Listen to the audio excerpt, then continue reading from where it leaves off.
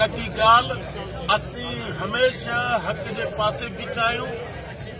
हे मज़लूमनि असांजा समूरा साथी तरक़ी पसंद पार्टी इन्हनि सां हर जदोजहद में गॾु हूंदी ऐं इंशाल्लाह अॻे खां अॻिरी हूंदी। ऐं असीं वज़ीर आला साहब खे चऊं था त सिर्फ़ फिल्मी डायलॉग बंदि कयो ऐं तव्हां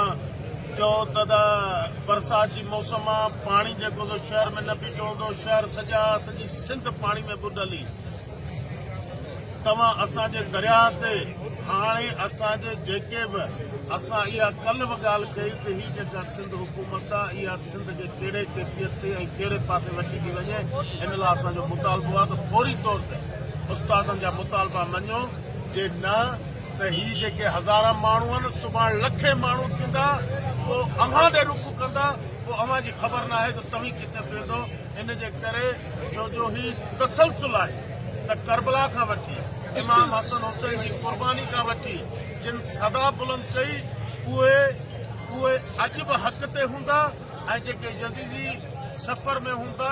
उहे निस्त नाबूद थींदा। त असां चऊं था इन हज़ार माण्हुनि जो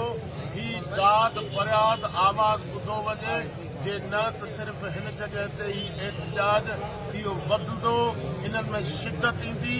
जीअं रोड गरम थींदो तीअं शिदत ईंदी पोइ शायदि अव्हां खे पंहिंजूं असेंबलियूं ऐं ऐवान ऐं महल बि हथ